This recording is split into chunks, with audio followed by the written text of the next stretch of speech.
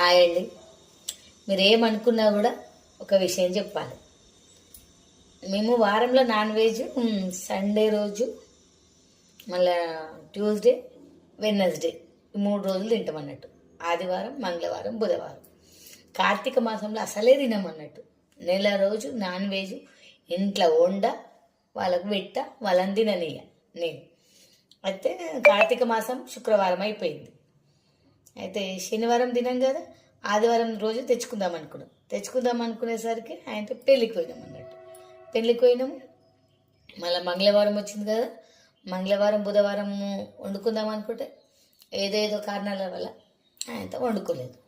కానీ ఇవాళ సండే రోజు కదా, ఇవాళ మా పెద్ద తమ్ముడు కీమా తెచ్చి ఇచ్చిండు నాకు. తిను, నెల రోజుల నుంచి తినలే, మధ్యలో వారం రోజులైనా కూడా తినలేదు. కార్తీక మాసం పోయి వారం రోజులైనా అని మా పెద్ద తమ్ముడు 1 కిలో కీమా తీసుకొచ్చి ఇచ్చింది. చాలు 1 కిలో అంటే నేను ఒక్కదాన్ని ఏం తిన 1 కిలో, అమ్మో కొంచెమే తింటాము. అది ఇంకోటి ఏంటంటే, ఇక ఈ గిన్నె ఉంది కదా, నాన్ వెజ్ ఎంత ఇదైనా కూడా ఈ గిన్నెలనే వండుతా. చికెన్ అయినా మటన్ అయినా ఈ గిన్నెకు 15 రోజుల తర్వాత టైం వచ్చింది. ఈ గిన్నెలో వండుతున్నా, కీమ వండుకుంటున్నా. కార్తీక మాసం అయిపోయిన తర్వాత ఇవాళ తింటున్నాము ఇంట్లో అని చెప్తున్నా. సండే రోజు పెళ్ళికి పోయినాము, అక్కడ వాళ్ళు పెట్టింది తినేసి వచ్చినాము అంతే. ఏం చేస్తాం.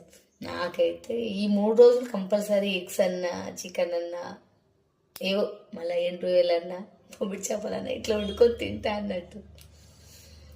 అంటే 4 రోజులు మాత్రం ఉపవాసం, మధ్యాహ్నం భోజనం చేయడం, రాత్రికి పాలు పనిలో తింటా అన్నట్టు. ఈ 3 రోజులు మాత్రం ఎందుకో ఏమో నాన్ వెజ్ వండుకోకపోతే లాగుతుంటుంది నాన్ వెజ్ వైపు. ఇదే విషయం నా యూట్యూబ్ ఫ్రెండ్స్కి అందరికీ చెప్పాలని అనుకున్నా, చెప్పిన. సరేనా? బాయ్.